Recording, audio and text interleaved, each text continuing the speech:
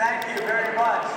And please move forward if you can. We will keep the remarks short this evening, but they're going to be good. We are very pleased with our special guest this evening. So I'm Stewart Schwartz. I'm the Executive Director of the Coalition for Smarter Growth. I welcome you all here tonight to what we consider our favorite event of the year. We thank our 30 members of our host committee. It's actually 30 plus, counting some of the teams that sponsored. In addition, we have our presenting sponsors, a nice couple out of Alexandria, longtime supporters, Bill and Molly Pugh.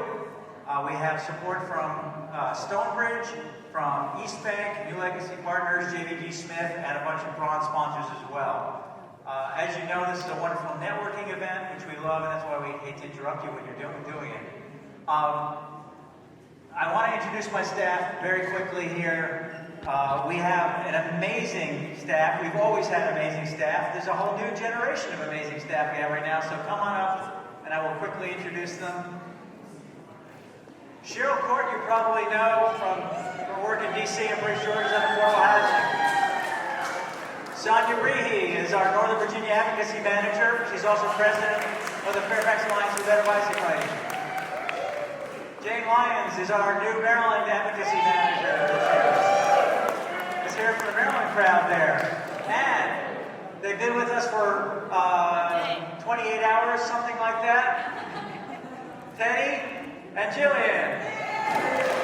Teddy's our communications manager, and Jillian is our operations and fundraising manager. And they arrived just in time for this fun event.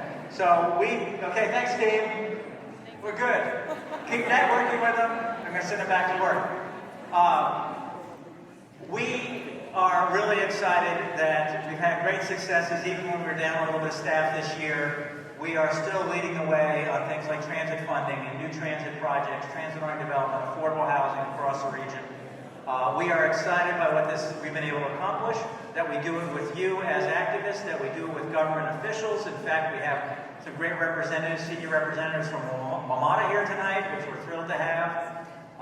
And we're also, though, very aware that there are challenges ahead. Dan's going to talk a little bit about the challenges ahead that make it so important that the Coalition for Smarter Growth stays on the job, that we have your support. These challenges include housing affordability, housing supply. They are still about our transportation system. We need much more money for transit, more walkable communities, continuing to stop bad highway projects, while focusing on better ways to use our highways through congestion pricing in the right places, as well as, again, just building local street networks again. At the same time, we know we have just 10 years to address climate change. The Coalition for Smarter Growth has been around for 22. I really don't want to have to keep doing this for 30 or 40 more. Let's do it in 10. And let's remember that land use and transportation is at the core of the climate solutions we need. Yes, there's an energy sector, but so often what is forgotten is how we build our communities, the amount we have to drive. So we've taken the saying, basically, housing in the right locations is a transportation solution, and that's going to be a lot of our focus in the coming year. So it's enough program. I just want to know where we're going. We're energized. We've got a new team, and we really appreciate your support. Now let me turn it over to talk to about Dan real quickly. How many people know Dan Reed already?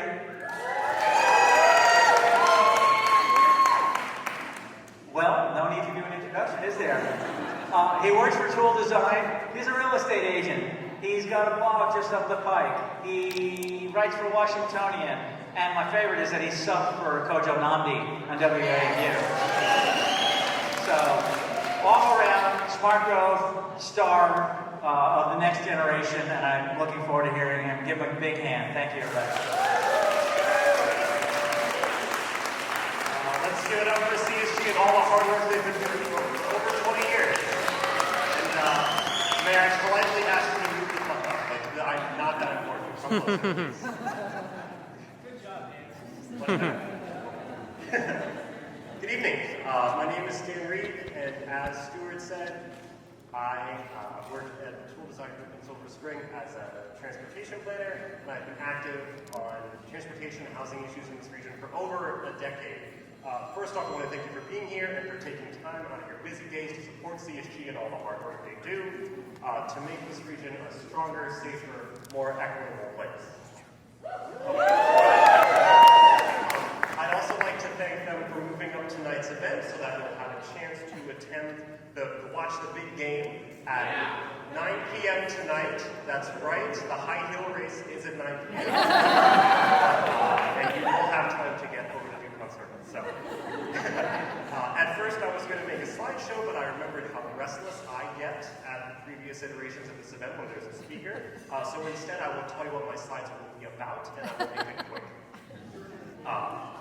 So I work as a transportation planner, helping communities all over the country make their streets safer and more enjoyable places, particularly to walk and bike. That's what I usually talk about. But a few months ago, I found myself speaking in Montgomery County, and I met somebody who said that she was 54 years old and she had lived in 31 different houses in her life. And I stopped, and I was surprised by that, but I realized that I myself, at the age of 31, have lived in 15 different houses. I have lived in 15 different houses in DC, in Maryland, and in Pennsylvania. I have lived in garden apartments, and I have lived in high-rise apartments, and I lived in a Canada Dry bottling plant converted to condominiums, and I lived in a dorm room, and I lived in a 1950s group house where you put bowls on the floor to catch the water dripping from the ceiling whenever it rained. The average walk score of those houses I've lived in is 46. The lowest walk score is 21 in Siouxland in Prince George's County, where I came home to after I was born. My mother bought that little townhouse in 1984 when she was 23, a bank teller with a high school diploma who decided to trade in her Pontiac Trans Am, which if you've met my mother is hilarious, for a Honda Accord and go back to school. The highest walk score I've ever lived in was 90 in West Philadelphia, a big purple and green Victorian row house with a front porch where I traded my car for a used bike and headed back to school myself. A house can be many things. It is a shelter, a container for the people and things you care about, a platform for building a life, a launch pad for hopes and dreams, and a fine tether to a better life. A house can be a choice. The choice to take a risk, to take a job, to leave a job, to start a family, to set out on your own, to try on a new place, or to return to your hometown.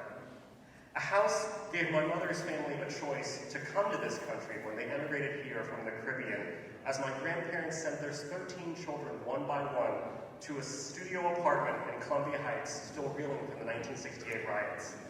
A house gave my dad a chance in this city when he moved here after college from rural North Carolina, led by an article in Black Enterprise magazine that said this was the best place to live if you were a young black person trying to start a career. A house gave my cousin a second chance when he got out of jail and had to put his life back together in the split-level house my parents bought in Silver Spring, the same house I moved back into after school, 3 times, each one unemployed with nowhere to go. Every day in this city and in this region, people pour out their blood, sweat, and tears to build a life or a career or a family, to live comfortably and safely without a car, in a place where you can get around to all the things that matter in life. And every day that simple goal seems farther and farther out of reach as prices skyrocket and commutes lengthen. The median home price in DC this summer was $600,000, which is 3 times what it was in 1990, even as incomes in this region have been stagnant. The counties honestly aren't that much better.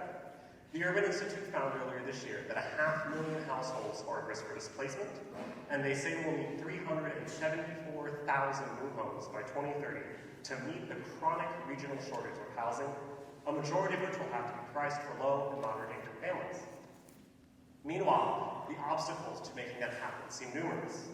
In Maryland, Montgomery County has effectively banned new homes in its most jobs and transit-rich communities because of schools. In Virginia, real estate speculation in anticipation of Amazon's HQ2 have raised concerns about displacement from working class inside the Beltway neighborhoods. And here in DC, as Mayor Muriel Bowser announces a plan to place affordable housing in all 8 wards, thousands of homes are tied up in lawsuits from wealthy homeowners who are more concerned about their views or about their backyards or just the right kind of people being around them than they are about the needs of this community. Our housing crisis, the intertwined challenges of gentrification and displacement closer in, and disinvestment and sprawl further out, is really a social crisis, an economic crisis, and an environmental crisis. Instead of giving people choices, we're taking them away. If you are on a budget, or if you are any sort of marginalized community, if you are a woman, if you are a person of color, if you are queer, if you are a single parent, if you are young, if you are old, your choice is to pay an impossible sum to be near friends, family, school, jobs, healthcare, and all the things that make life good, or a punishing commute to the edges of the region for something you can afford. And that is nothing short of a tragedy.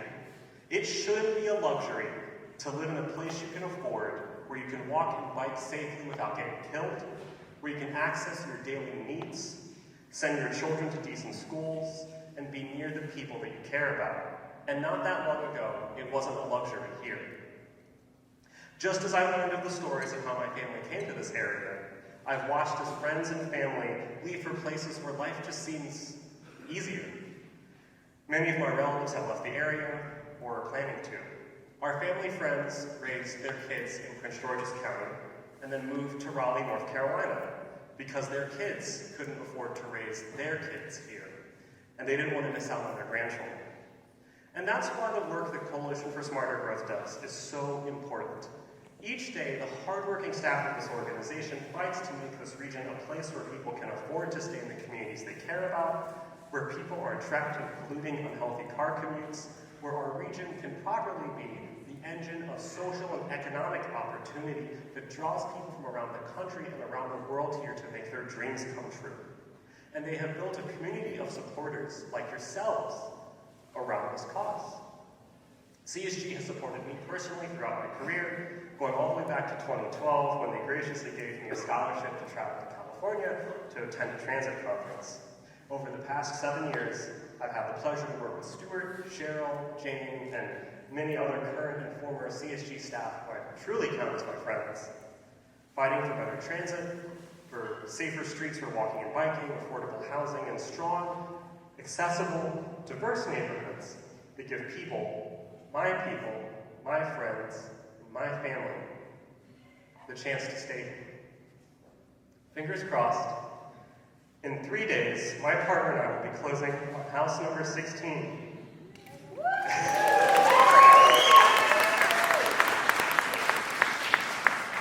A townhome in East Silver Spring where we'll be close to our jobs, walking distance no less, and to all of the people we care about.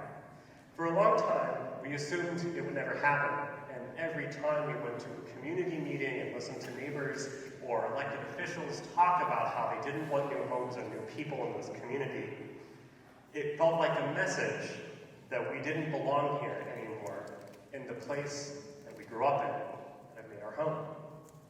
I'm glad that we were wrong, and I'm glad that we get to keep up the fight for everyone who feels like they don't have a place here anymore. And I'm glad that CSG is here to keep up that fight. Thank you again. I hope you have a good night. And here goes with an ass.